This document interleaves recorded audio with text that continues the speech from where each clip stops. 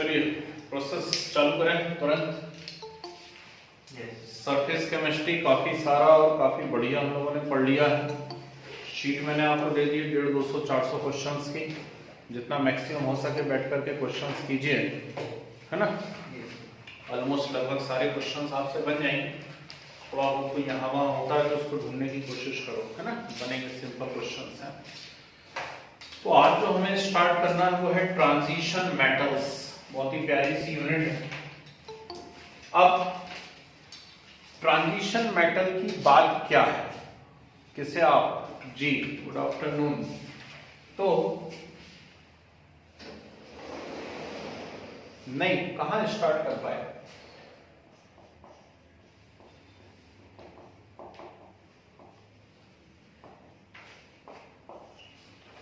हम अभी स्टार्ट कर ही नहीं पाए ट्रांजिशन मेटल। लास्ट क्लास में सरफेस केमिस्ट्री थोड़ा लंबा खिंच गया था और बीच में उसको ड्रॉप करना भी ठीक नहीं था, है ना। Sir question. कौन सा क्वेश्चन। सर हम ग्रिग्नार्ड रिएजेंट से फॉर्मिक एसिड को बना सकते हैं। ग्रिग्नार्ड रिएजेंट से फॉर्मिक एसिड कार्बन डाइऑक्साइड से करा के देखें क्या एक बार। नहीं बनेगा बेटा, ग्रिग्नार्ड रिएजेंट से फॉर्मिक एसिड नहीं बन पाएगा, है ना। नहीं बन रहा है। हाँ, एक जबरन की प्रोसेस हो सकती है कि हम जबरन उतारू हो जाएंगे। हाँ, ग्रिग्नार्ड से फॉर्मिक एसिड बनाना ही है तो उसकी स्टाइल है मेरे पास। क्या कर सकते हैं हम लोग, बताऊं। देखें, कोई बोले नहीं बन ही सकता है ग्रिग्नार्ड से फॉर्मिक एसिड, तो बना के बता दूं। आप कोई सा भी एमाइन ले लीजिए, मान लीजिए प्राइमरी एमाइन ले लिया और प्राइमरी एमाइन की ग्रिग्नार्ड रिएजेंट से रिएक्शन करवा दी CH3MgCl से। अब CH3MgCl से आप इसकी रिएक्शन करवाएंगे तो ये क्या बन गया, यहाँ पर CH4 बना, CH4 ठीक, मीथेन बन गया। अब आप चेक करिएगा, जब मैं कैटलिस्ट पढ़ा रहा था तो कैटलिस्ट के 2 पॉइंट पढ़ाए थे मैंने, एक एक्टिविटी और एक सेलेक्टिविटी। तो सेलेक्टिविटी के अंदर देखिएगा एक रिएक्शन होगी कि मीथेन का जब ऑक्सीडेशन होता है तो मीथेन के ऑक्सीडेशन से फॉर्मल्डिहाइड बनता है, चेक करना ठीक। सेलेक्टिविटी में रिएक्शन लिखी हुई होगी, ZnO और कॉपर की प्रेजेंस है और मीथेन का ऑक्सीडेशन हो रहा है। मीथेन के ऑक्सीडेशन से क्या बन रहा है, फॉर्मल्डिहाइड, और फॉर्मल्डिहाइड को ऑक्सीडेशन कर दोगे तो क्या बन जाएगा, फॉर्मिक एसिड। ये जबरन की प्रोसेस है, इसे नॉर्मल प्रोसेस नहीं माना जा सकता है, ठीक। हमें सिर्फ आंसर लेके आना था तो हम ले आए, लेकिन इन जनरल ऐसे ग्रिग्नार्ड रिएजेंट से फॉर्मल्डिहाइड नहीं बनाया जा सकता, ये बात ध्यान रखना, ठीक है। चलिए, और कुछ, और कोई क्वेश्चन। ठीक, बढ़े हम आगे। चलिए, तो वापस से आ जाते हैं हम लोग, ट्रांजिशन मेटल स्टार्ट करते हैं। बहुत ही प्यारी सी यूनिट है, कोशिश करेंगे अगली क्लास में खत्म हो ही जाए। थोड़ा सा स्पीड में लेकर के चलूंगा, फटाफट कैच करते जाना, ऐसे करके बैठना। 2 क्लास की जी, तो डी ब्लॉक है ना, डी ब्लॉक के बाद फिर एफ ब्लॉक। Yes sir. तो मैं अभी डी ब्लॉक की बात कर रहा हूँ, ट्रांजिशन मेटल की बात कर रहा हूँ, ठीक है। सुनिए, तो ट्रांजिशन मेटल, अब बोल ही दिया, इन्होंने पूछ लिया, पीछे बैठे हुए हैं तो मैंने इनसे कहा डी ब्लॉक। किसकी बात कर रहे हैं हम, डी ब्लॉक की बात कर रहे हैं। और मुझे उम्मीद है कि आप लोगों ने 11th क्लास के अंदर पीरियोडिक टेबल बहुत अच्छे से पढ़ा होगा। यदि पीरियोडिक टेबल आपने पढ़ा हुआ है तो आपको तुरंत मालूम है कि यहाँ पर है एस ब्लॉक और यहाँ पर है पी ब्लॉक, और इनके बीच में नीचे कौन आते हैं, डी ब्लॉक आते हैं। तो यूनिट शुरू होते से ही बड़ा इंपॉर्टेंट क्वेश्चन हो रहा है कि why called transition metals.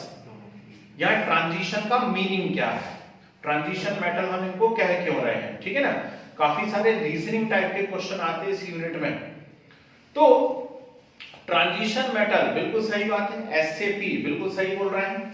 Actually क्या हो रहा है कि इस तरफ है S ब्लॉक मेटल्स, और S ब्लॉक के जो मेटल्स होते हैं ये हाईली इलेक्ट्रोपॉजिटिव होते हैं। हाईली इलेक्ट्रोपॉजिटिव होते हैं, ये आयोनिक कंपाउंड्स बनाया करते हैं। तो ये इलेक्ट्रोपॉजिटिव होते हैं और कैसे कंपाउंड बनाते हैं, आयोनिक कंपाउंड। जबकि इस तरफ है पी ब्लॉक के एलिमेंट, और पी ब्लॉक के एलिमेंट मोस्टली इलेक्ट्रोनेगेटिव होते हैं, इलेक्ट्रोनेगेटिव होते हैं और ये कोवैलेंट कोऑर्डिनेट कंपाउंड बनाया करते हैं। Yes sir. ठीक है, कोवैलेंट कोऑर्डिनेट कंपाउंड बनाया करते हैं कौन, पी ब्लॉक के एलिमेंट। तो ये जो बीच में डी ब्लॉक वाले आ रहे हैं ये कभी आयोनिक कंपाउंड बनाते हैं, कभी कोवैलेंट कोऑर्डिनेट कंपाउंड बनाते हैं, मतलब इनकी प्रॉपर्टी कभी एस ब्लॉक जैसी हो जाती है और कभी किसके जैसी हो जाती है, पी ब्लॉक जैसी हो जाती है। मतलब इनकी प्रॉपर्टी में क्या होता है, वेरिएशन होता है, चेंज होता है, और उसी के लिए एक और टर्म हम यूज करते हैं, ट्रांजिशन होता है। ठीक, तो चेंज इन प्रॉपर्टीज या variation in properties also known as transition in property. कभी इनकी प्रॉपर्टी एस ब्लॉक जैसी है, कभी इनकी प्रॉपर्टी पी ब्लॉक जैसी है। इसीलिए ठीक इस ट्रांजिशन के कारण ही इस ब्लॉक को पूरे के पूरे को क्या नाम दिया गया, ट्रांजिशन मेटल नाम दिया गया। अब ये बात समझ, ठीक है ना। अब ट्रांजिशन मेटल्स की पुरानी वाली डेफिनेशन क्या थी? ट्रांजिशन मेटल्स की पुरानी वाली डेफिनेशन थी, all the metals having unpaired d orbitals या half filled d orbitals are known as what, transition metals. जिनमें भी डी ऑर्बिटल्स में हाफ फिल्ड ऑर्बिटल अवेलेबल हो डी सबशेल में, या अनपेयर्ड इलेक्ट्रॉन्स अवेलेबल हो, उन सभी को पुरानी डेफिनेशन के अकॉर्डिंग क्या कहा जाता था, ट्रांजिशन मेटल्स कहा जाता था। ये क्वेश्चन बन गया दूसरा। पहला क्वेश्चन बन गया कि ट्रांजिशन मेटल क्यों कहते हैं, सेकंड क्वेश्चन बन गया कि पुरानी डेफिनेशन क्या थी। तो पुरानी डेफिनेशन थी जिनके अंदर भी क्या है, डी ऑर्बिटल्स हैं, और उन डी ऑर्बिटल्स के अंदर क्या है, अनपेयर्ड इलेक्ट्रॉन्स हैं या हाफ फिल्ड ऑर्बिटल हैं, उन्हें क्या कहा गया था, ट्रांजिशन मेटल्स कहा गया था।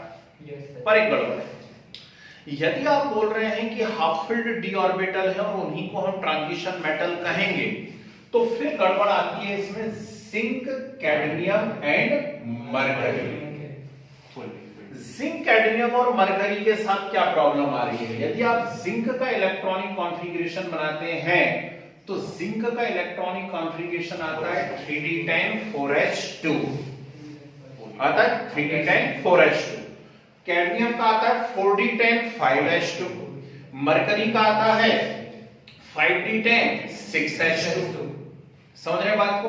तो कुल मिला के यहाँ पे बहुत ही इंटरेस्टिंग बात पता पड़ी कि जिंक, कैडमियम और मरकरी के अंदर क्या आ रहे हैं, D10 आ रहे हैं, और D10 कॉन्फ़िगरेशन है, यानी ये तो फुलफिल्ड कॉन्फ़िगरेशन है, जबकि हमारी डेफिनेशन बोल रही थी कि जिनमें हाफ फिल्ड डी ऑर्बिटल होते हैं वही ट्रांजिशन मेटल्स होते हैं। तो हम क्या करें, या तो दो काम हो सकते हैं, उस डेफिनेशन को यदि सही मान रहे हो तो जिंक, कैडमियम, मरकरी को कहीं और रखो, फिर आप उसे डी ब्लॉक में नहीं रख सकते, और यदि इन्हें डी ब्लॉक में रखना चाहते हो तो फिर डेफिनेशन को चेंज करो। दो ही ऑप्शन है हमारे सामने, है ना। तो हुआ क्या कि मॉडर्न पीरियोडिक टेबल में जिंक, कैडमियम और मरकरी के लिए कहीं और पोजीशन नहीं है, वो आएंगे तो वहीं जहां पे अभी उनकी पोजीशन रखी गई है। तो फिर हम क्या करें, हम उनकी पोजीशन चेंज नहीं कर सकते, कोई बात नहीं। यदि हम उनकी पोजीशन चेंज नहीं कर सकते तो हम क्या कर सकते हैं, तो फिर हम अपनी डेफिनेशन को चेंज कर सकते हैं। ठीक, तो डेफिनेशन जब हम चेंज करेंगे, so what is new definition, जरूरत क्या पड़ी नई डेफिनेशन की, वो मैंने आपको बता दिया। बुक आप खोलेंगे तो आपको एक क्वेश्चन मिलेगा कि zinc, cadmium, mercury initially not include into transition metals, why. ठीक, तो उनको इनिशियली क्यों नहीं इंक्लूड करा गया था, आंसर हमें मिल गया है, क्योंकि उनके अंदर फुलफिल्ड डी ऑर्बिटल होते हैं। So what is new definition, नई डेफिनेशन क्या है? तो नई डेफिनेशन है ट्रांजिशन मेटल्स की, all the metals having general electronic configuration n-1d 1-10 ns 1-2। ठीक, सुना मैंने क्या कहा? मैंने कहा all the metals having general electronic configuration n-1d 1-10 ns 1-2 are known as what, transition metals. ये न्यू डेफिनेशन है यहां पे। And what is n? n is number of period. What is n? n is number of period. Clear है बात? ठीक।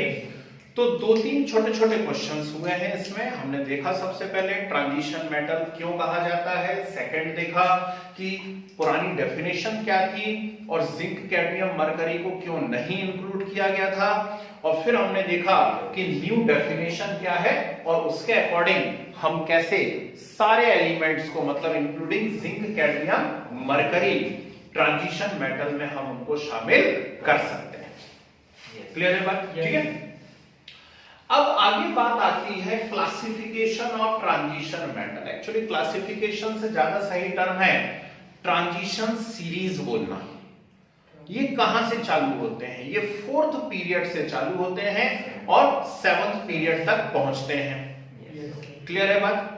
तो यदि आपको पीरियोडिक टेबल याद है तो बहुत खुशी की बात है, फिर आप बहुत आराम से कर पाओगे। यदि याद नहीं है तो फिर थोड़ा सा संघर्ष रहेगा, तो फिर आप अपने हिसाब से करिए। जैसे मुझे तो याद है पीरियोडिक टेबल और मुझे बहुत अच्छे से पता है कि जो फोर्थ पीरियड है,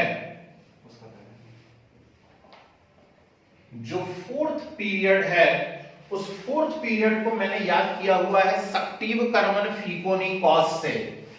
ठीक, सक्टिव कर्मन फीकोनी कॉज। आपके पास कोई और तरीका हो तो आप दूसरे तरीके से भी याद कर सकते हैं, ठीक है ना। मैं सिर्फ यहां ट्रांजिशन मेटल लिख रहा हूं, नहीं तो आप कहोगे वो तो पूरा था कक्का सक्टिव कर्मन फीकोनी कॉज। हम कक्का यानी पोटेशियम कैल्शियम की बात नहीं कर रहे हैं, हम सिर्फ ट्रांजिशन एलिमेंट्स की बात कर रहे हैं। ठीक, सक्टिव कर्मन फीकोनी कॉज, सक्टिव कर्मन फीकोनी कॉज। यदि आप ध्यान से देखेंगे तो आपको पता पड़ेगा कि एटॉमिक नंबर 21 से एटॉमिक नंबर 30 तक टोटल 10 एलिमेंट्स इस सीरीज के अंदर आ रहे हैं। ठीक है, एटॉमिक नंबर 21 से लेकर के एटॉमिक नंबर 30 तक के टोटल 10 एलिमेंट्स यहां पर आ रहे हैं सक्टिव कर्मन फीकोनी कॉज। ठीक, नेक्स्ट 5th पीरियड पर हम लोग पहुंचते हैं और 5th पीरियड पे यदि हम पहुंचते हैं तो हमें एक लाइन अचानक याद आती है, याजर नमोटिक रूरा पर अगकड़। ठीक है, जिन्हें याद नहीं है मुझे लगता है उन्हें थोड़ी सी मेहनत करनी चाहिए। तो वो लाइन मुझे याद आती है, याजर नब मोटिक रू रा पड़ अग कड़। यदि आपके पास कोई और तरीका है तो उस तरीके से याद करिए, हमें याद होना चाहिए तरीका कोई सा भी हो। ठीक, तो याजर नमोटिक रूरा पड़ अग कड़, याजर नमोटिक रूरा पड़ अग कड़ एंड या जर नब मोटिक रू रा पड़ अग कड़। Is it clear? ठीक, वाई इज इट्रियम। वाई कौन है? इट्रियम। और इसका एटॉमिक नंबर कितना है? इसका एटॉमिक नंबर है 39। एंड व्हाट इज कड?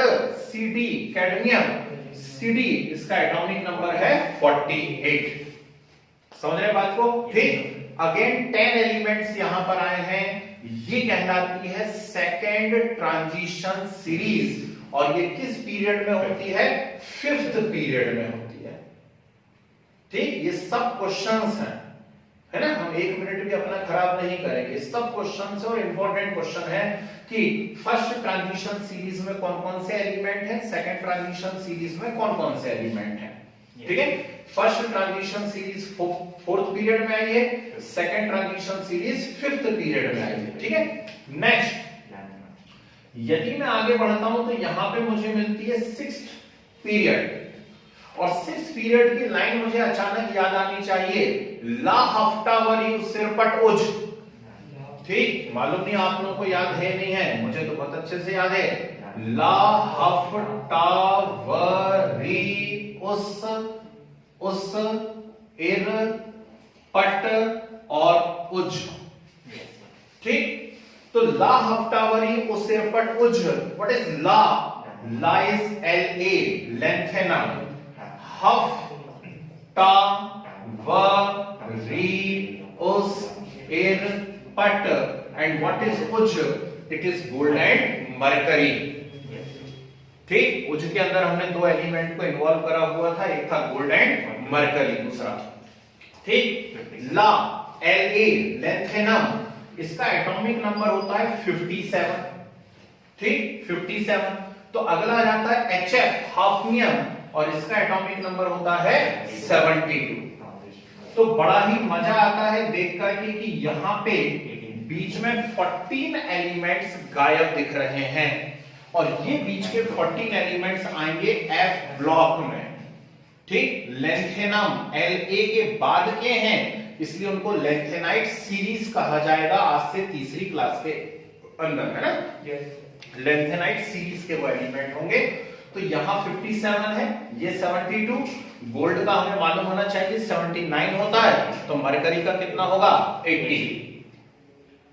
ठीक, तो वापस से एलिमेंट तो 10 ही है यहां पर, है ना, एलिमेंट तो 10 ही है यहां पर। ठीक, लेकिन थोड़ा सा बीच में स्प्लिट हो गया है, कंटिन्यूटी में नहीं है कि लैंथेनम के बाद के सीधे सीधे 10 एलिमेंट्स नहीं है, लैंथेनम है और फिर हाफनियम से लेकर के मरकरी तक टोटल कितने एलिमेंट्स हो गए, यहाँ पे 10 एलिमेंट्स हो गए।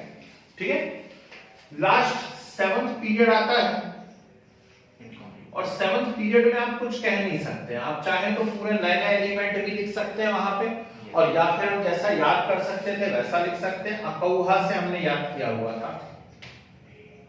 ठीक, ये था एक्टिनियम, ये था कुर्चोवियम, ये था हेनियम।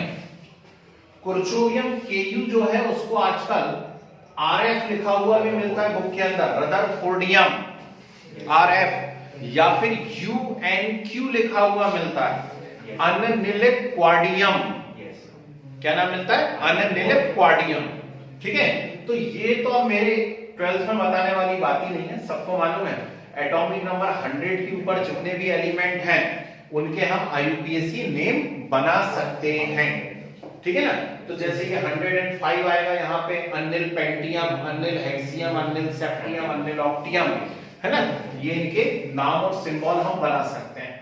तो AC यहाँ पे नजर आ रहा है, AC एक्टिनियम है और इसका एटॉमिक नंबर है 89।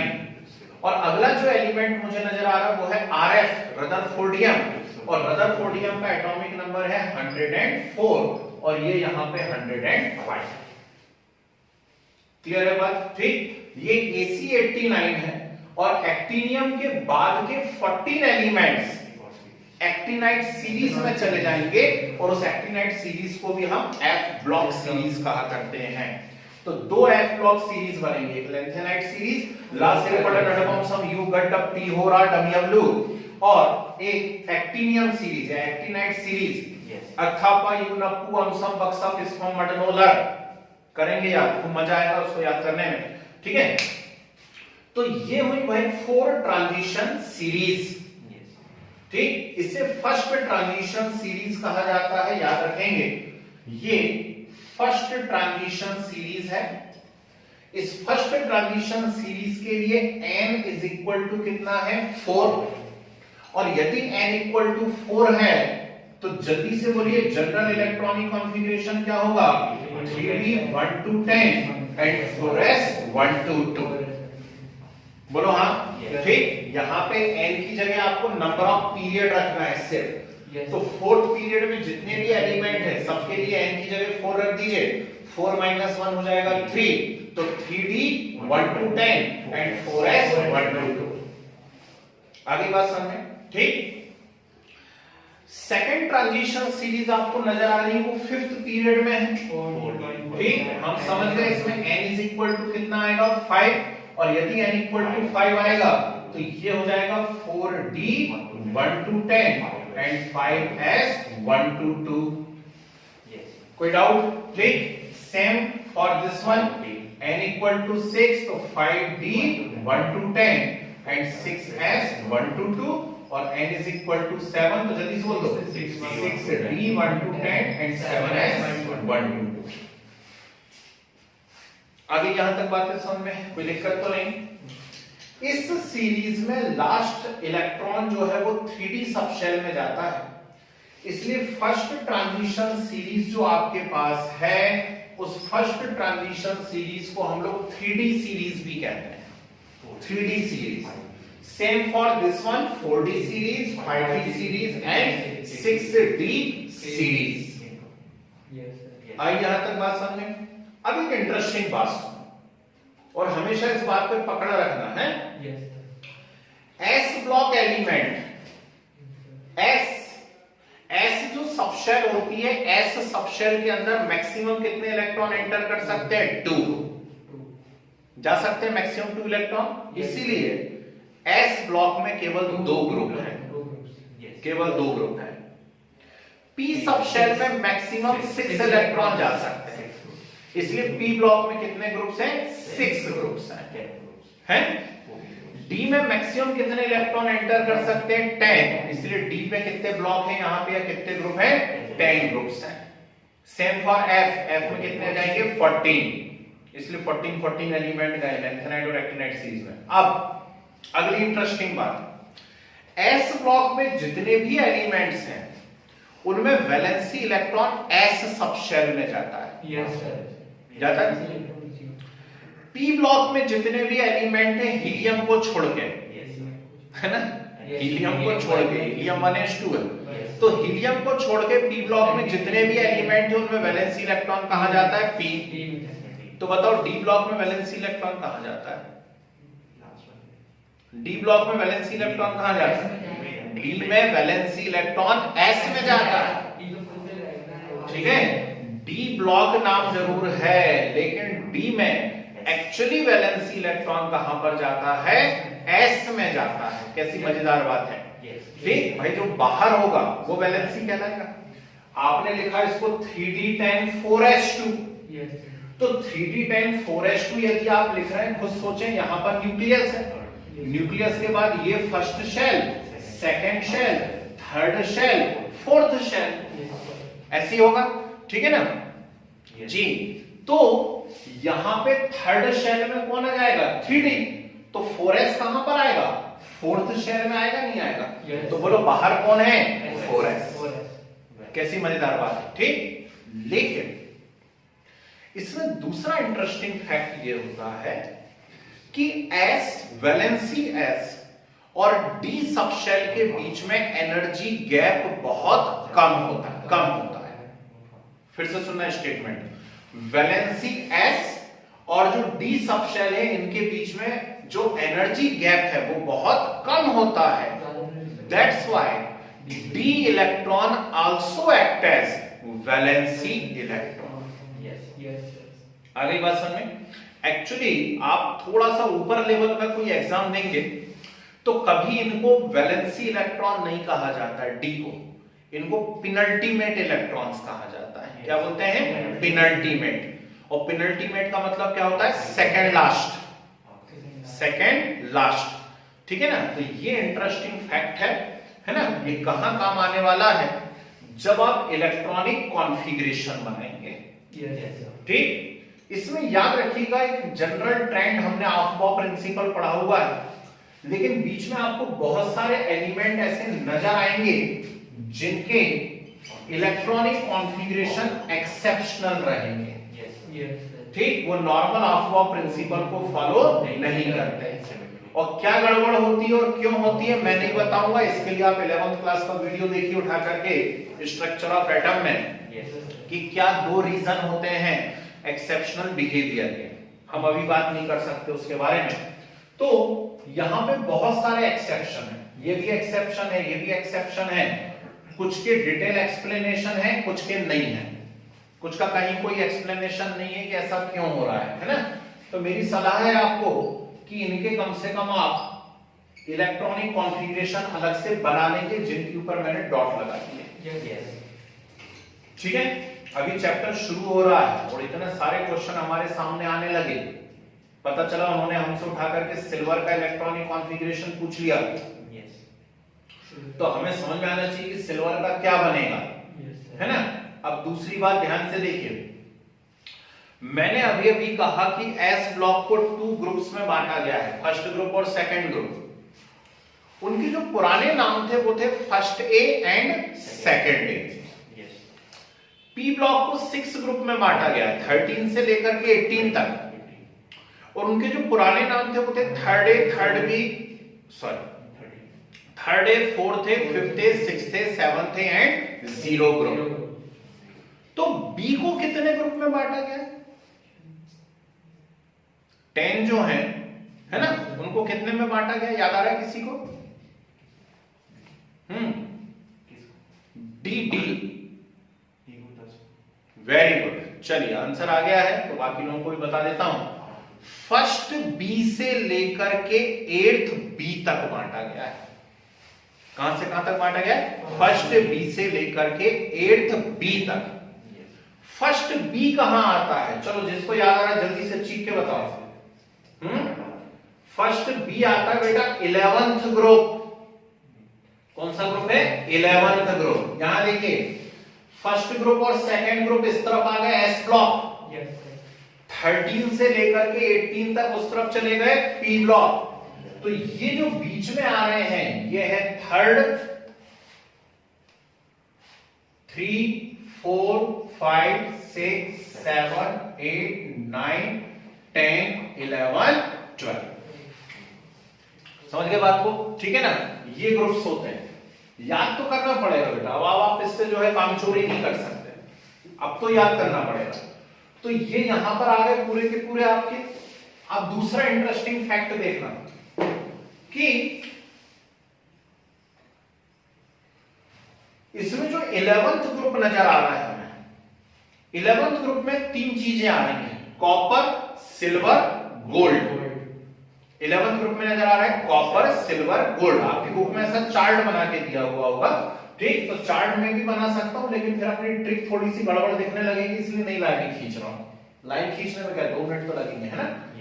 तो कॉपर, सिल्वर, गोल्ड, ये तीनों एक्चुअली 11th ग्रुप में होते हैं। और 11th ग्रुप को पहले क्या कहा जाता था? First B, first B. और इसमें जो 3 मेटल्स आ रही हैं उन्हें क्वाइनेज मेटल्स कहा जाता है। क्या कहा जाता है? क्वाइनेज मेटल्स कहा जाता है। इनसे क्या बनाए जाते थे? सिक्के बनाए जाते थे, क्वाइंस बनाए जाते थे। अगली बात समझ में। फिर zinc, cadmium, mercury. Zinc, cadmium, mercury second B में आ रहा है। Zinc, cadmium, mercury second B में आ रहा है। और इन तीनों के फुलफिल्ड इलेक्ट्रॉनिक कॉन्फ़िगरेशन है। फुलफिल्ड इलेक्ट्रॉनिक कॉन्फ़िगरेशन होने से क्या होता है? जो ऑर्बिटल के बीच में ओवरलैपिंग होनी रहती वो ओवरलैपिंग हो नहीं पाती, क्योंकि सारे फुलफिल्ड हैं। तो ऑर्बिटल के बीच में कहीं कोई ओवरलैपिंग नहीं हो पाती है। और ऑर्बिटल के बीच में जब ओवरलैपिंग नहीं हो पाती है तो इनके बीच में जो मेटेलिक बॉन्ड्स बनते हैं वो मेटेलिक बॉन्ड बहुत वीक हो जाते हैं। और मेटेलिक बॉन्ड वीक होने के कारण ये मेटल सॉफ्ट हो जाती हैं। इनके मेल्टिंग बॉइलिंग पॉइंट कैसे हो जाते हैं? कम। ठीक? और बेस्ट एग्जांपल मरकरी आपके सामने है ही, ठीक है ना? मरकरी बहुत ही सॉफ्ट मेटल है और इतना सॉफ्ट है कि नॉर्मल टेम्परेचर पे वो किस स्टेट में है? मोल्टन स्टेट में। अगली बात समझें। तो इससे हमें एक कंसेप्ट और क्लियर हुआ कि मेटेलिक बॉन्ड बनने के लिए कहीं ना कहीं अनपेयर्ड इलेक्ट्रॉन्स का होना या हाफ फिल्ड ऑर्बिटल्स का होना जरूरी है। क्लियर है बात? ठीक।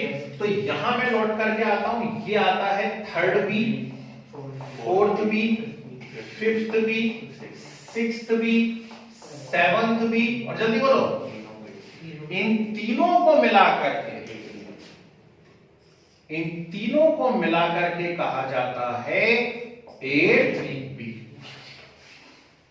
ठीक? 8th बी का जरा दूसरा नाम बताना कोई। 8th बी का कोई और नाम नहीं है? हाँ जी, iron family. Very good. 8th B का एक और नाम है आयरन फैमिली। ठीक है? परमानेंट मैग्नेट बनाने में इनका यूज होता है ना? इस फैमिली का यूज परमानेंट मैग्नेट और भी बहुत सारे अलॉय वगैरह बनाने में यूज होता है। तो ये है भाई इंट्रोडक्शन ट्रांजिशन मेटल्स का। ठीक? यहीं पे ढेर सारे क्वेश्चंस छिपे हुए हैं। ट्रांजिशन सीरीज के मेंबर्स पूछे जा सकते हैं। ठीक? एटॉमिक नंबर पूछे जा सकते हैं, कहां से कहां तक है।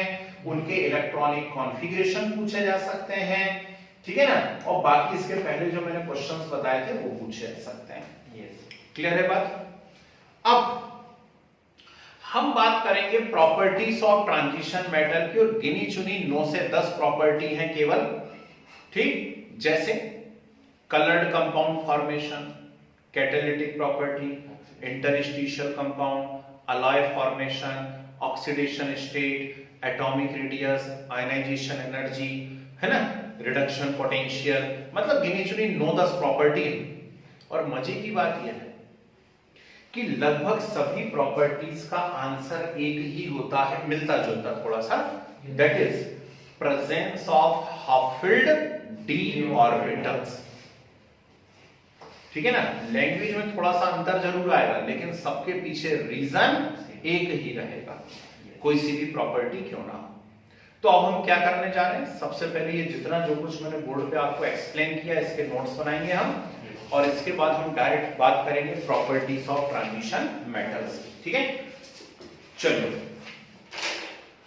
चैप्टर का नाम है ट्रांजिशन मेटल्स। लिखें, elements from 3rd to 12th group, elements from 3rd to 12th group in modern periodic table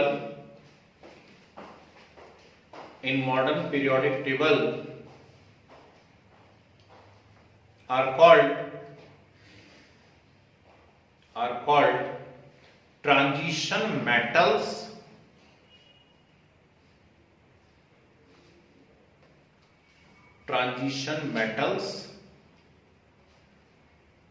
arrow बना के लिखिए। These elements are present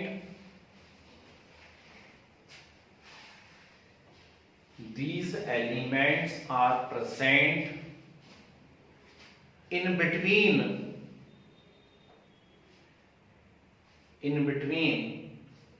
highly electropositive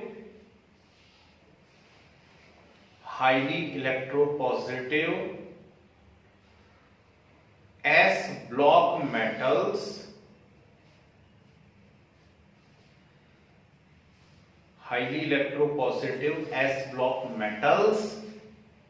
small bracket में लिखिए, which form ionic bonds,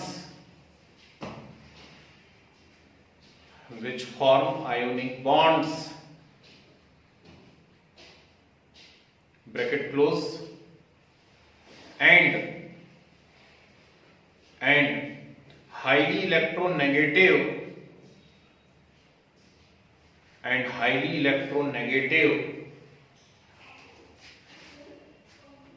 p block elements, highly electronegative p block elements,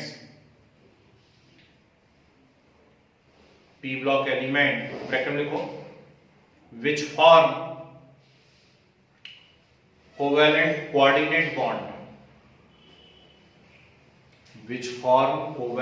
coordinate bond, ठीक है, bracket close. These metals,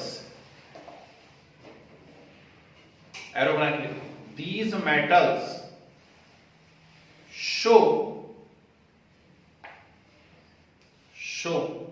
similarities in properties with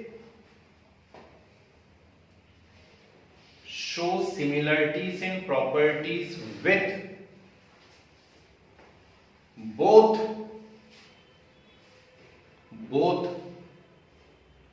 S and P block elements,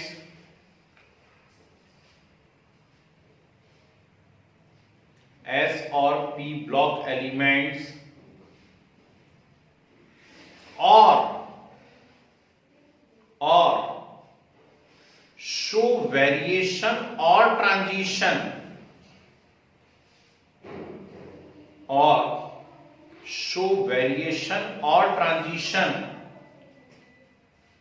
in properties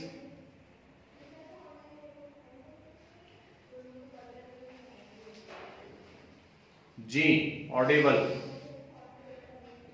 आ रही show variation और क्या बात हो गई, एक minute hold करो।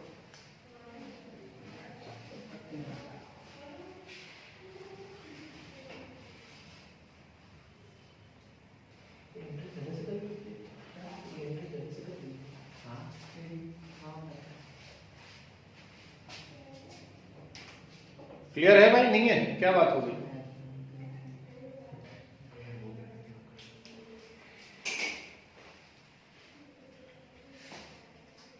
हाँ जी,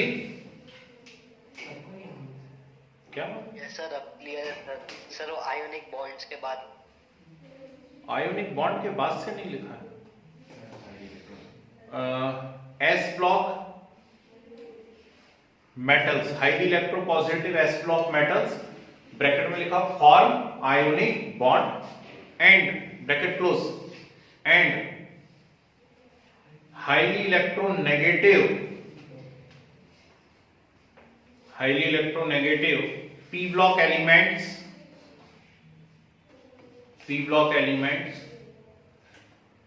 ब्रैकेट में लिखा form covalent coordinate bond.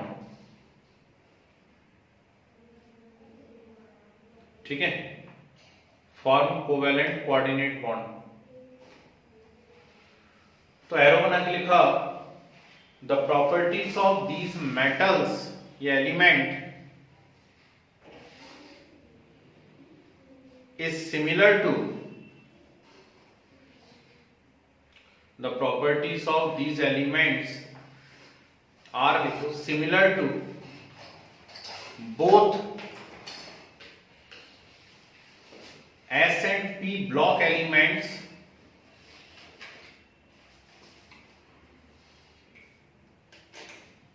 or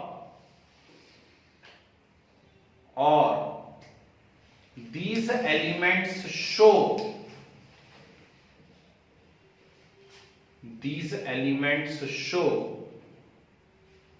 variation or transition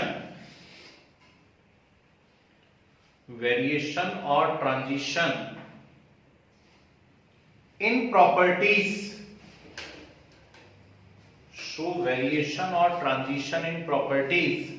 between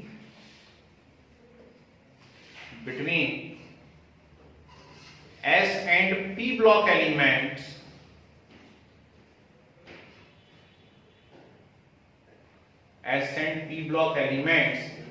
that's why called transition metals.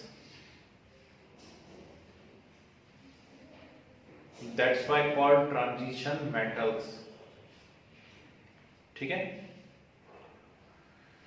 Arrow बना के लिखिए वापस से। According to older definition,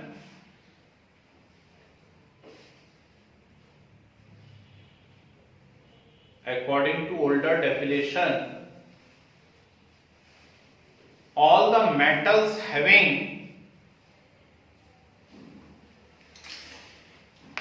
metals having half-filled d orbitals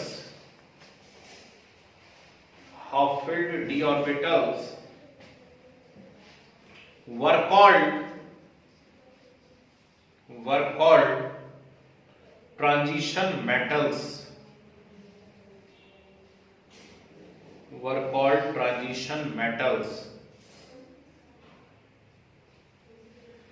फिर एरो बना के लिखिए, but according to this definition,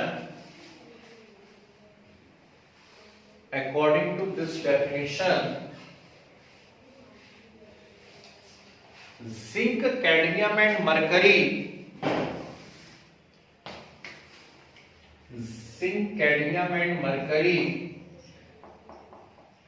cannot include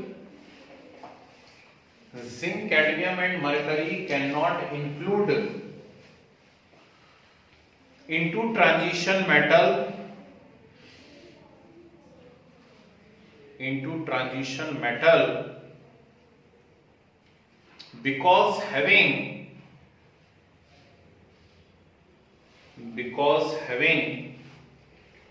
fulfilled d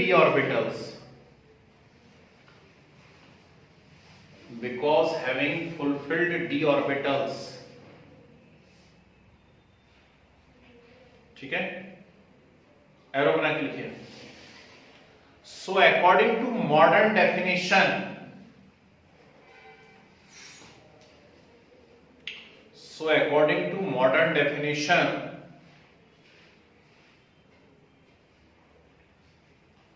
all the metals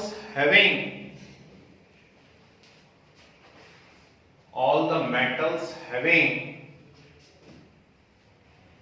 general electronic configuration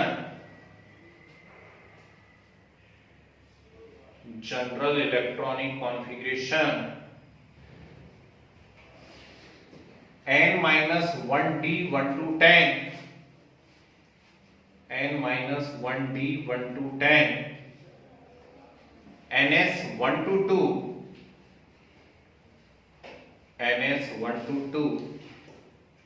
are called transition metals.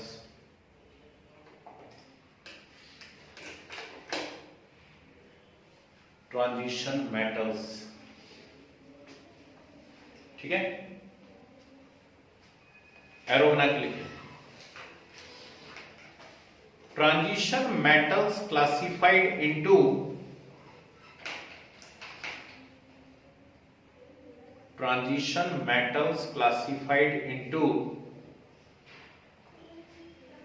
following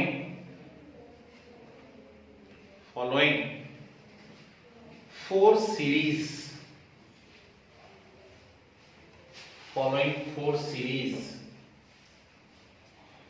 First transition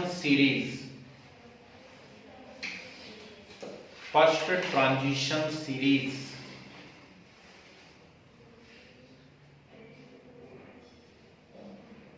लिखो इसको। Present in fourth period,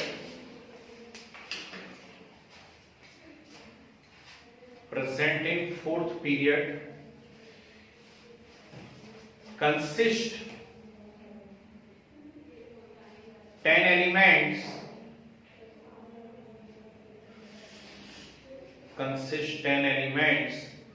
from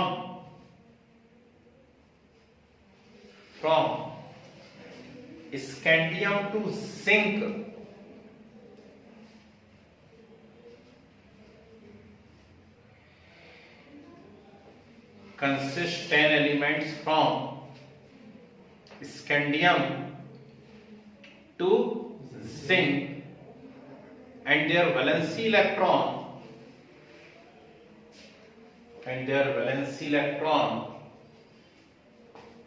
enter into 3D subshell,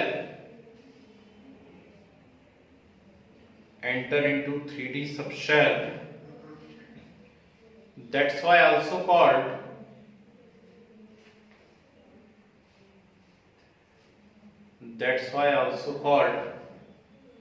members of 3D series.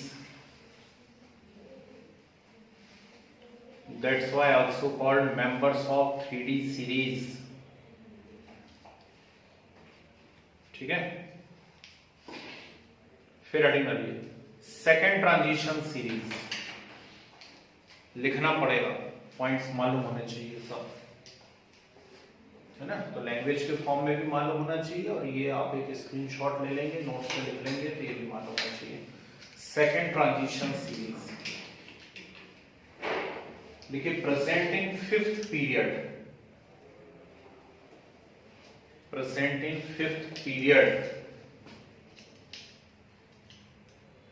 consist 10 elements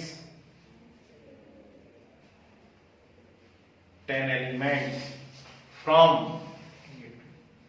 yttrium, Y अकेला लिख लो, Y to cadmium CD 48, also called 4D series, also called 4D series. ठीक है, next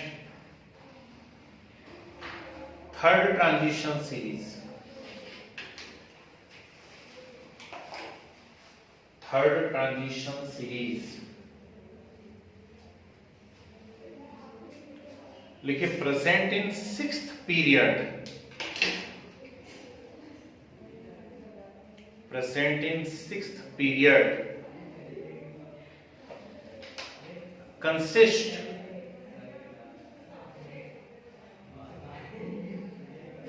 lanthanum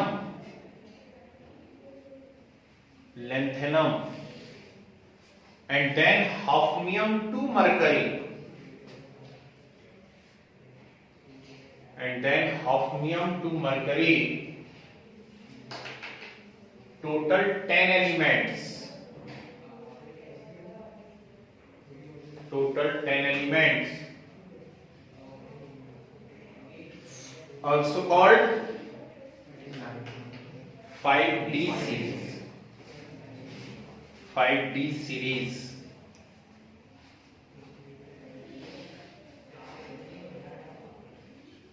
ठीक है, next लिखिए, fourth transition series,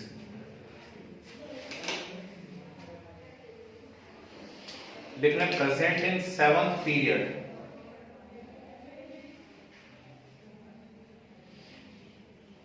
present in seventh period.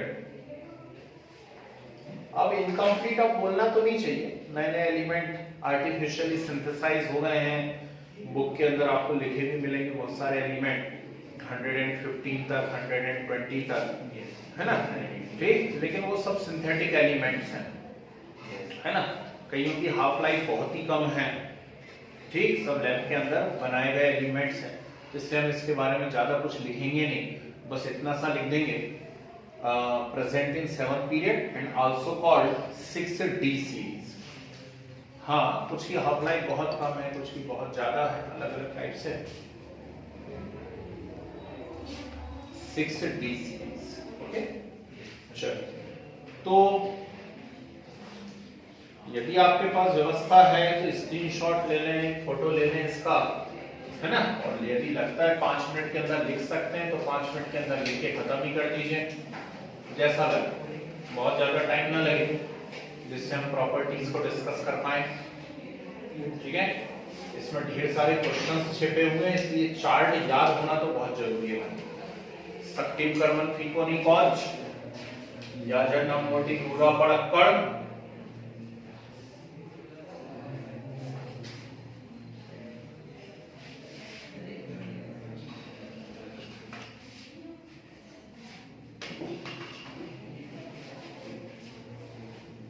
ठीक है,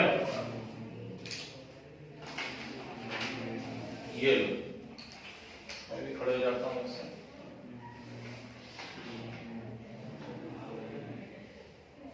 ले ले स्क्रीनशॉट, जो लोग ले रहे हैं स्क्रीनशॉट ले लो, इतनी देर में तो लिख डालते हैं वैसे, ठीक है, कुछ बच्चे लिख रहे हैं तो 2-3 मिनट होल्ड भी कर सकते हैं,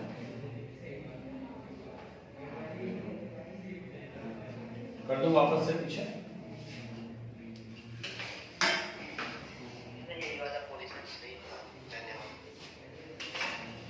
ऐसा, चलो ठीक है,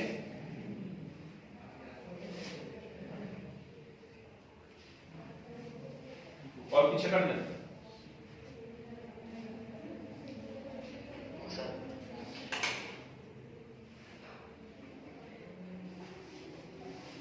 दो मिनट होल्ड करें, कुछ लोग लिख रहे हैं,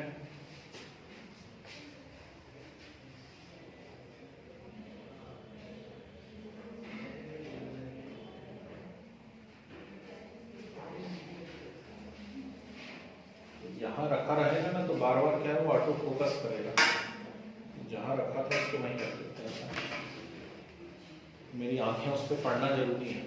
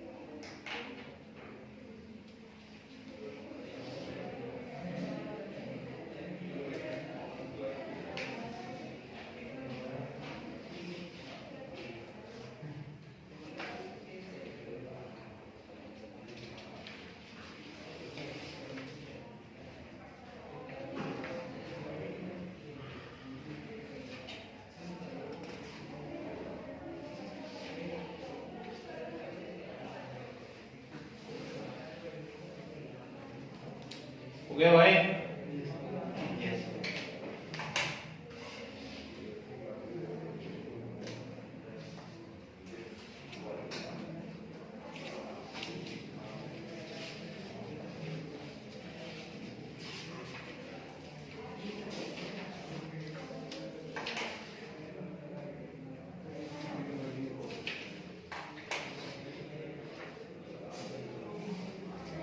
चलिए डालिए भाई।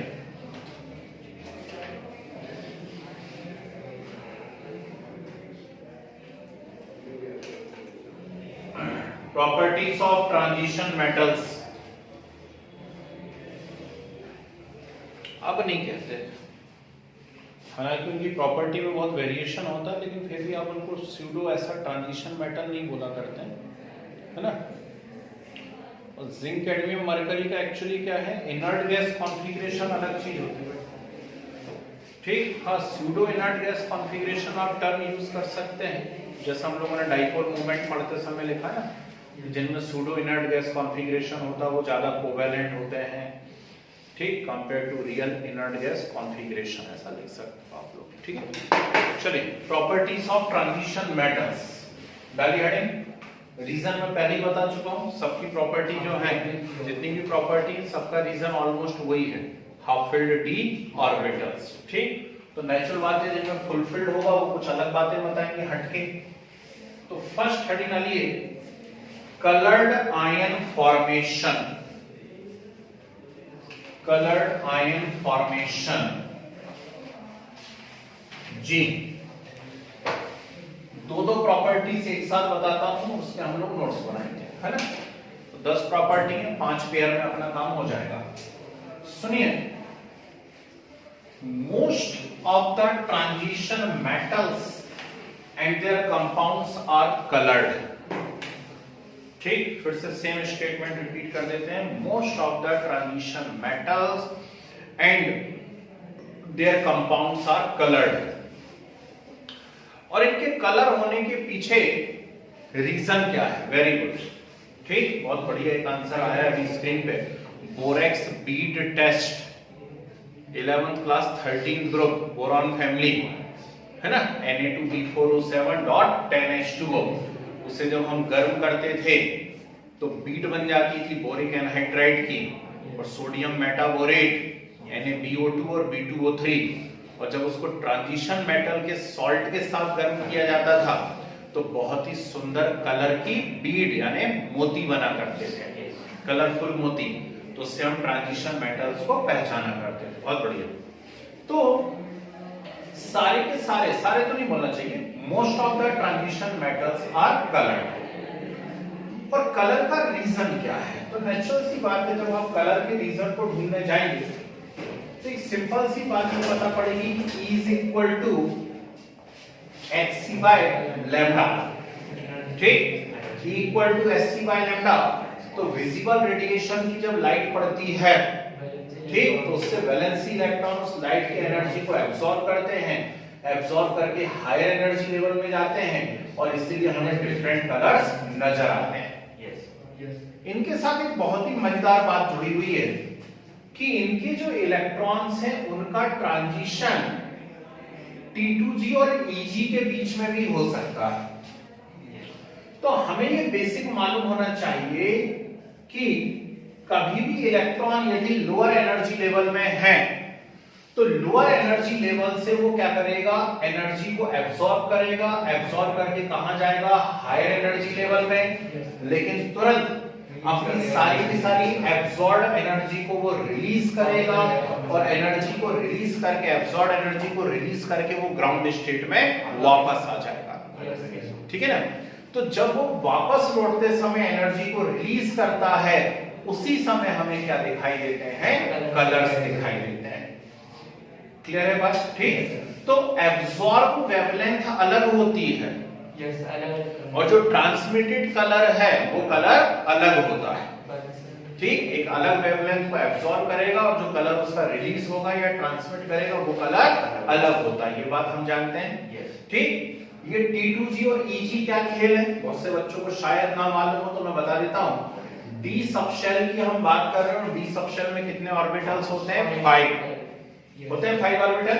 इनमें से dxy, dyz और dzx, इनको क्या कहा जाता है? T2g, ठीक है ना।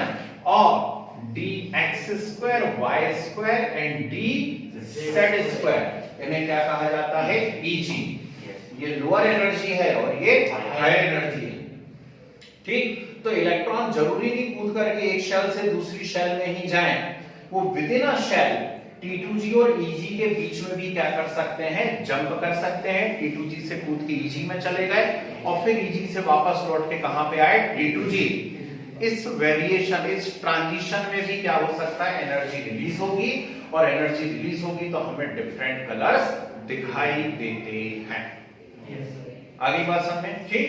तो जब आप हेलोजन पढ़ रहे थे, है ना, तो मुझे अच्छे से याद आ रहा है कि मैंने आपको बताया होगा पीली, हरी, पीली, लाल, भूरी, बैंगनी, बताया था कुछ ऐसा। और एक मुन्सन कलर व्हील बताया था। Yes sir. ठीक, मुन्सन कलर व्हील क्या था? ये मुन्सन कलर व्हील, यहाँ इंडिगो को छोड़ के हमने बाकी सारे कलर ले लिए थे, ठीक। ऐसे ठीक है। तो यदि कोई ट्रांजिशन मेटल रेड कलर को एब्सॉर्ब करता है, रेड को एब्सॉर्ब करता है, तो रेड का कॉम्प्लीमेंट्री क्या है? ग्रीन। तो वो हमें कैसा दिखाई देगा? ग्रीन। यदि कोई मान लीजिए ब्लू को एब्सॉर्ब कर रहा है तो कैसा दिखाई देगा? ऑरेंज। येलो को कर रहा है तो वायलेट, वायलेट को कर रहा है तो येलो। क्लियर है बात, ठीक। तो ये हम लोगों ने वहां भी ऑलरेडी पढ़ चुके हैं, मुन्सन कलर व्हील मैंने बताया हुआ आप लोगों को, है ना। और इस प्रकार से ट्रांजिशन मेटल्स के क्या होते हैं? कलर होते हैं। क्लियर। तो रीजन क्या है? जो इसमें अनपेयर्ड इलेक्ट्रॉन्स हैं, वो अनपेयर्ड इलेक्ट्रॉन एनर्जी को एब्सॉर्ब करके हायर एनर्जी लेवल में जा रहे हैं, और जब लौट के वापस आ रहे हैं तो सारी एनर्जी को क्या कर रहे हैं? रिलीज कर रहे हैं। क्लियर है बात, ठीक। दूसरा क्वेश्चन ध्यान से सुनिएगा, इसी के अंदर हमसे पूछता है बी पॉइंट, Sc+3 और Ti+4 और Cu पॉजिटिव और Zn+2, ठीक है। क्या पूछ लिया हमसे?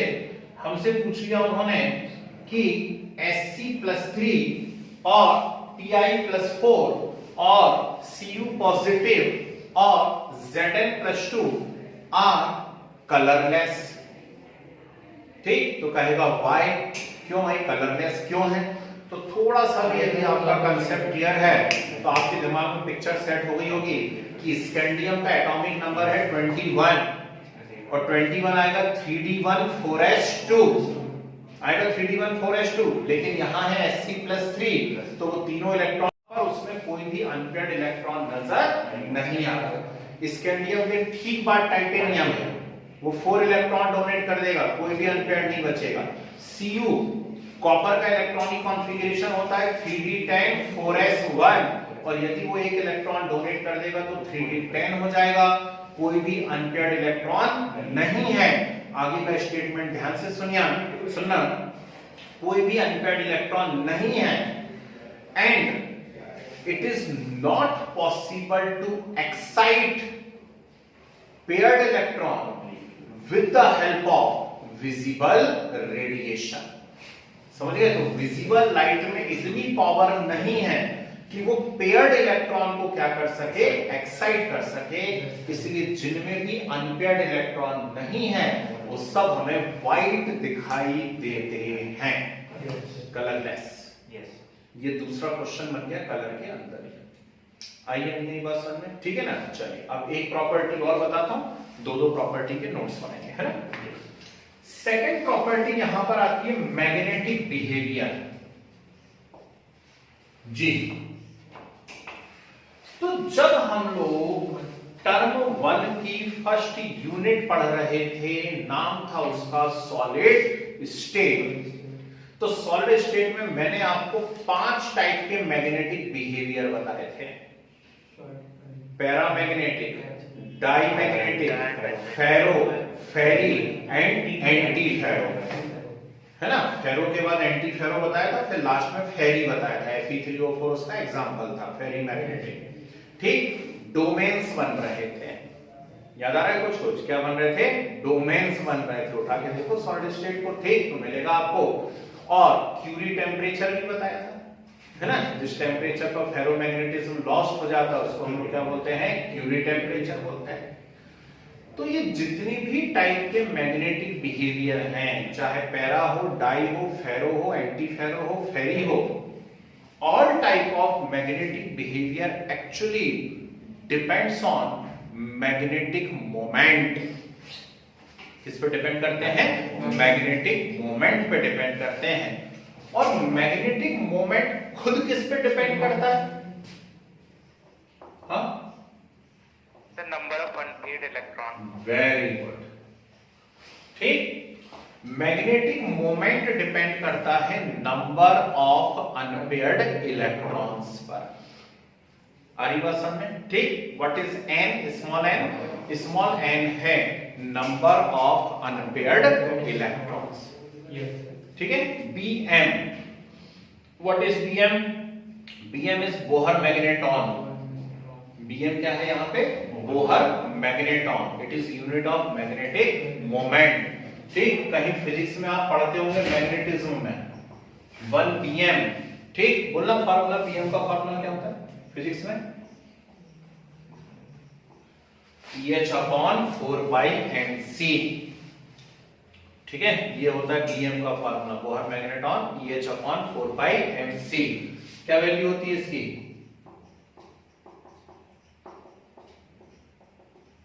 अभी पढ़ेंगे नीट टाइप चलो के चैप्टर में, ठीक, कोई बात नहीं, है ना, पढ़ लोगे कभी ना कभी मैग्नेटिज्म पढ़ोगे, है ना। दूसरे बैच में भी पढ़ाया था, उन्होंने तो सटा सटा आंसर बताया था, उनको तो याद था, आप लोगों को याद नहीं है, आश्चर्य की बात है। तो 11th क्लास का है, वैसे 11th क्लास में ये था atomic structure. Very good, atomic structure में भी था, बिल्कुल सही बता रहे हैं। ठीक, तो ये है, छोड़ो, मुझे इससे मतलब नहीं है, मुझे तो इससे मतलब है। तो मैग्नेटिक मोमेंट जो है वो किस पे डिपेंड करता है, नंबर ऑफ अनपेयर्ड इलेक्ट्रॉन्स पे। और जितने ज्यादा नंबर ऑफ अनपेयर्ड इलेक्ट्रॉन्स होंगे, मैग्नेटिक बिहेवियर भी उतना ही ज्यादा होगा, ठीक है ना। जैसे एक एग्जांपल की मैं बात करता हूं, मेरे पास है आयरन, कोई बताएगा आयरन का इलेक्ट्रॉनिक कॉन्फ़िगरेशन क्या होता है, वेरी गुड, बिल्कुल सही देखा, 3d6 4s2, यही होता है आयरन का इलेक्ट्रॉनिक कॉन्फ़िगरेशन। अब आयरन के दो फॉर्म बहुत फेमस हैं, one is ferrous and second is ferric, ठीक। तो यदि मैं Fe+2 बनाता हूं,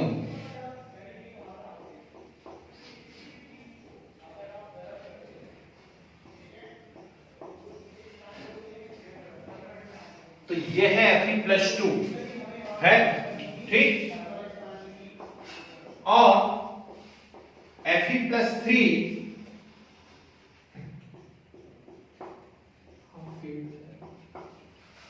ये है Fe+3, समझ रहे हैं बात को, ठीक। ये 4s है और ये कौन है, 3d। आई या नहीं है बात समझ में, कोई दिक्कत तो नहीं इसके अंदर, पक्का है, ठीक है ना। अब जल्दी से जरा म्यू की वैल्यू बता दीजिए, इसमें नंबर ऑफ अनपेयर्ड इलेक्ट्रॉन कितने दिख रहे हैं आपको, 4। Fe+2 ferrous, number of unpaired electron कितने हैं, 4, तो √4 × 4 + 2, ठीक, तो √ कितना आ रहा है, 24, है ना, तो ये आ रहा है √24 आ रहा है। जबकि यहां पर अनपेयर्ड इलेक्ट्रॉन कितने नजर आ रहे हैं, 5, ठीक, मुझे लग रहा है √35, है ना। तो यदि सिर्फ मैग्नेटिक मोमेंट की बात कर रहे हैं, तो which one is more magnetic, Fe+3, क्योंकि उसका मैग्नेटिक मोमेंट कैसा है, लार्ज है। आगे बात समझे, फेरिक ज्यादा होगा, फेरस कैसा होगा, कम होगा, समझ गए। क्वेश्चन कैसे आएंगे वो समझ गए, ठीक। पूछ लेगा मैग्नेटिक बिहेवियर किस पे डिपेंड कर रहा है, या कोई भी आपको आयन दे देगा और उसका आपसे पूछ लेगा कि मैग्नेटिक मोमेंट कितना है, तो आप इस रिलेशन से सॉल्व कर सकते हैं। क्लियर है बात, ठीक। चलो पहले दो प्रॉपर्टी के नोट्स बनाते हैं। फर्स्ट हेडिंग वाली है कलर्ड आयन फॉर्मेशन। देखो, most of the transition metal most of the transition metal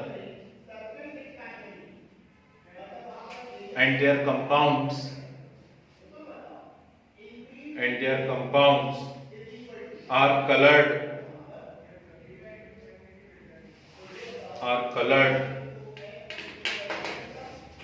ठीक है, एरो बना के लिखिए, color is due to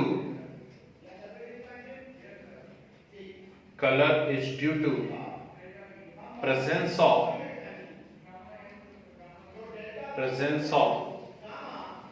half-filled d orbitals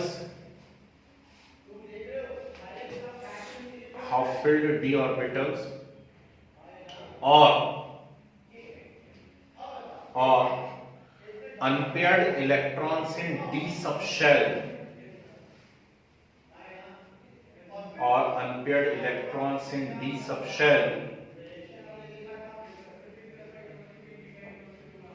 which can absorb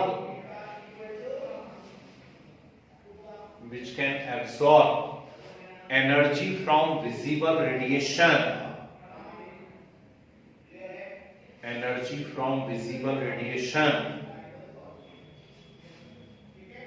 and can jump into higher energy state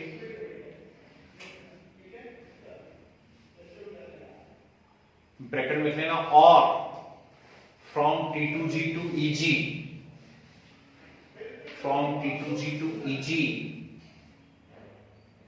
क्या full form थे? Triply degenerated orbital, और EG का full form क्या होता है? Doubly degenerated orbital. डीजनरेटेड मतलब सेम एनर्जी। हाँ जी सर, एनर्जी स्टेट और from lower to higher energy state, bracket में बोला और, from T2G to EG, bracket close, and when return back to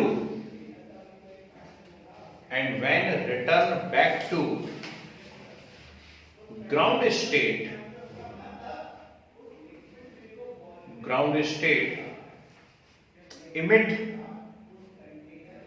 all the absorbed energy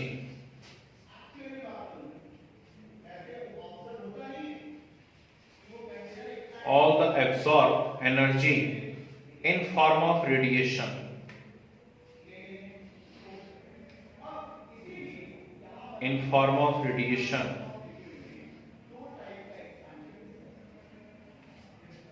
ठीक है, arrow का साइन बना के लिखिए, the absorbed color and the observed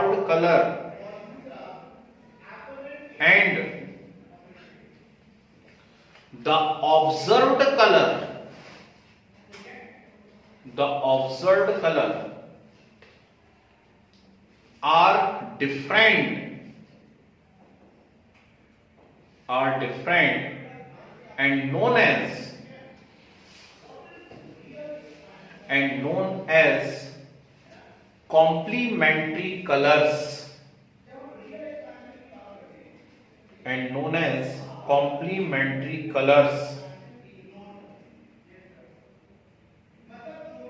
ठीक है। तो इसका डिटेल लिखवाने की जरूरत नहीं कि कोई रेड एब्सॉर्ब करेगा तो ऐसा दिखेगा, ग्रीन एब्सॉर्ब करेगा तो ऐसा दिखेगा, ये व्हील अपन बना देंगे, है ना, एंड कॉल्ड कॉम्प्लीमेंट्री कलर्स, ठीक है। एरो का साइन बना के लिख लीजिए।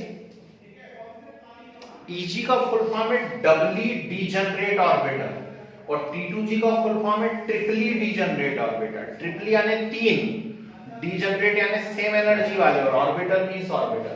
तो ये 3 ऑर्बिटल है सेम एनर्जी वाले, और ये 2 ऑर्बिटल है सेम एनर्जी वाले। तो 2 है तो डबली, और डीजनरेट यानी सेम एनर्जी वाले। ओके, चलिए तो एक काम करिए, मैं कुछ लिखवा नहीं रहा हूं, आप सीधे कलर व्हील को बना लीजिए।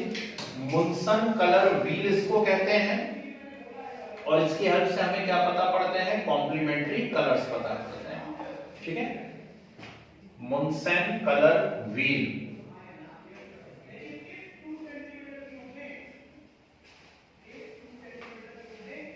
बन गया?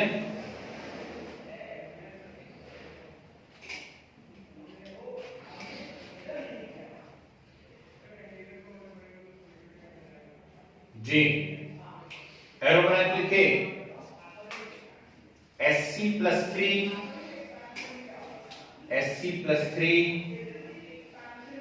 Ti+4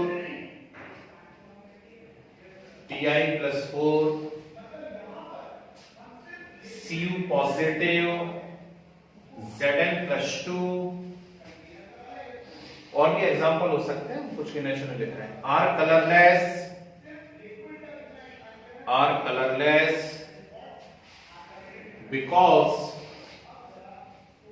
because consist no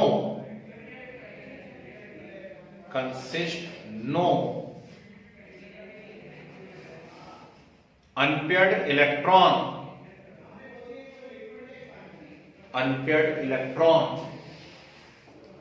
and excitation of paired electrons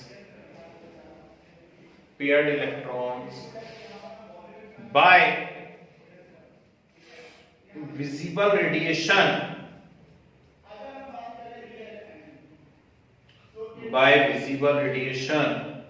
is not possible, and excitation of paired electrons by visible radiation is not possible. Okay, फिर एरो बना के एक और अच्छी बात लिखिए, कुछ कलर्स लिखवा देना। The colour of different transition metal ion,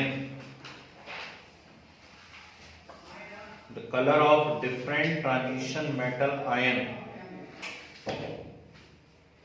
खास लिखवा रहा हूं, है? लिखो Mn+2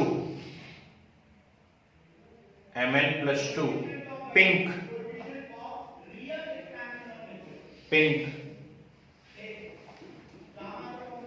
Cr+3 वायलेट,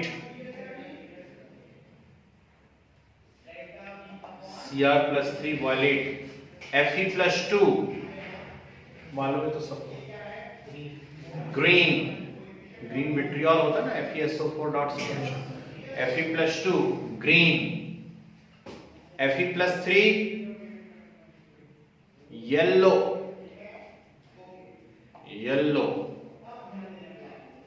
और Cu+2 ब्लू विट्रियोल होता है ना, CuSO4.5 ब्लू। क्लियर? बस ज्यादा हमसे होने भी नहीं है, कॉपी भरने बुक देख के कोई मतलब नहीं है ना, जितने हम याद कर सके और जो अपने से कनेक्टेड है। भाई क्या हो जाए, KMnO4 आना है तो KMnO4 से Mn+2 बनने वाले, इसलिए Mn का लिखवा दिया। पोटेशियम डाइक्रोमेट आएगा K2Cr2O7, उससे Cr+3 बनेगा, इसलिए लिखवा दिया। आयरन सबसे ज्यादा यूज होने वाली मेटल है, इसलिए लिखवा दिया, ठीक। और ब्लू विट्रियोल में यूज होता रहता है। ओके, चलिए हेडिंग डालिए जरा, magnetic behaviour.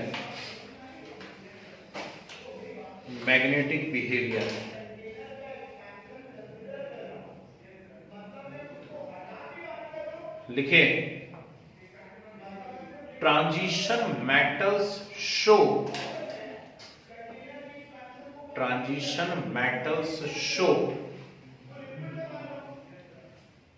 different magnetic behavior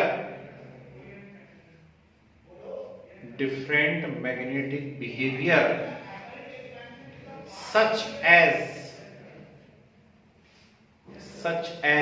number डाल के लिखना ABCD करके, पैरामैग्नेटिक,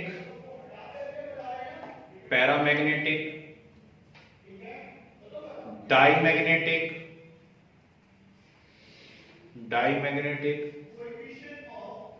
फेरोमैग्नेटिक,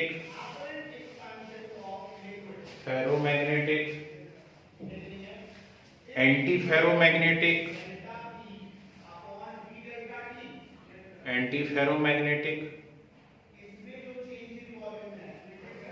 एंड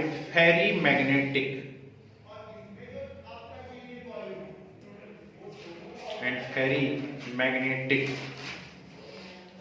क्लियर है बात? ठीक है ना, एरो बना करके लिखो नीचे की लाइन से। The magnetic behaviour depends on, the magnetic behaviour depends on magnetic moment, magnetic moment and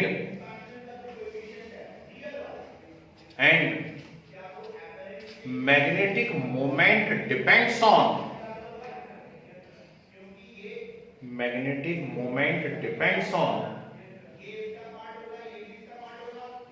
number of unpaired electrons,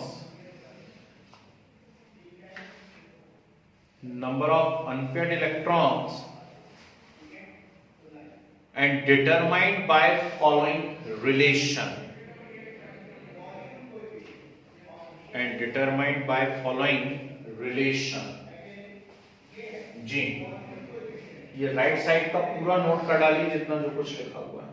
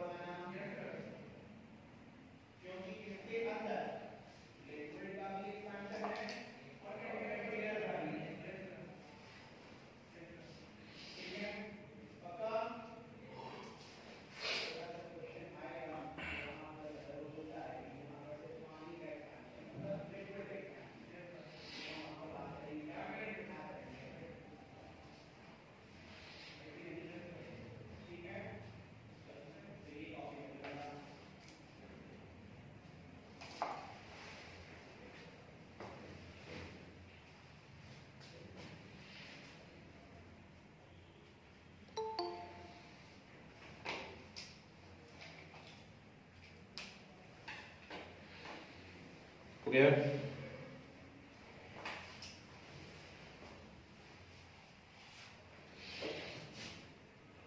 जी, अब नेक्स्ट प्रॉपर्टी आएंगी जिससे हम बात करते हैं कैटालिटिक प्रॉपर्टी की। तो कैटालिटिक प्रॉपर्टी में आपसे कहेगा transition metal are act as good catalyst why, है ना? क्यों यार? हाँ जी सर, Cu2+ और Cu2+ में मैग्नेटिक मोमेंट कैसे देखेंगे? Cu पॉजिटिव में कोई भी अनपेयर्ड इलेक्ट्रॉन नहीं है तो 0 हो जाएगा, और Cu+2 के अंदर सिंगल अनपेयर्ड इलेक्ट्रॉन है, तो सिंगल अनपेयर्ड इलेक्ट्रॉन है Cu+ के अंदर। ठीक, तो बस कर दीजिए √n × n+2 से कितना आ रहा है देख लें उसको। ठीक है ना? चलिए, तो हम बात कर रहे थे यहाँ पर किसके बारे में? हम बात, हाँ, Zn+2 का भी 0 हो जाएगा, कोई अनपेयर्ड इलेक्ट्रॉन नहीं है ना? तो कैटालिटिक प्रॉपर्टी के बारे में बात कर रहे थे। तो क्वेश्चन आता है कि transition metal used as good catalyst why? क्या रीजन है कि ये कैटलिस्ट जैसा यूज हो रहा है ना? ठीक है ना? तो हाँ, gas can absorb, transition metal, उल्टा बोलो, transition metal can absorb gases. तो कैटलिस्ट जैसा यूज होने के पीछे रीजन क्या है? ये देखा ना रीजन क्या? ठीक, वैकेंट डी ऑर्बिटल है या तो इनके अंदर, या फिर हाफ फिल्ड डी ऑर्बिटल है। तो वैकेंट डी ऑर्बिटल है तो ये क्या कर रहे हैं? अपने साथ फ्री सरफेस प्रोवाइड करवा रहे हैं। ठीक, आकर के चीजें एब्सॉर्ब हो जाए। हाफ फिल्ड यदि हैं तो भी एक प्रकार से क्या कर रहे हैं? ये फ्री सरफेस प्रोवाइड करवा रहे हैं कि इनसे आकर के क्या करेंगे? बॉन्ड बना लेंगे, और बॉन्ड बना करके क्या बना लेंगे? इंटरमीडिएट कंपाउंड बना लेंगे। ठीक, तो हमारी दोनों थ्योरी सेटिस्फाई हो रही हैं, जो एडसॉर्प्शन थ्योरी पढ़ी और साथ में इंटरमीडिएट कंपाउंड थ्योरी। तो ये इंटरमीडिएट कंपाउंड बनाने के लिए भी सरफेस प्रोवाइड करवाते हैं, और एडसॉर्प्शन के लिए भी क्या करते हैं? सरफेस प्रोवाइड करवाते हैं। That's why used as good catalyst. अरे ये बात समझ में? ठीक है ना? तो नोट्स आज नहीं बन पाएंगे, है ना? नोट्स इसके हम लोग नेक्स्ट क्लास में बना लेते हैं, और फिर अब सीधे सीधे प्रॉपर्टी डिस्कस करना है, तो फटाफट पढ़ के खत्म करेंगे इनको अपन। क्लियर है बात? ठीक है ना? तो चलिए बाकी बातें हम लोग नेक्स्ट क्लास में देखते हैं, इसके आगे की कहानी। ओके, ठीक है।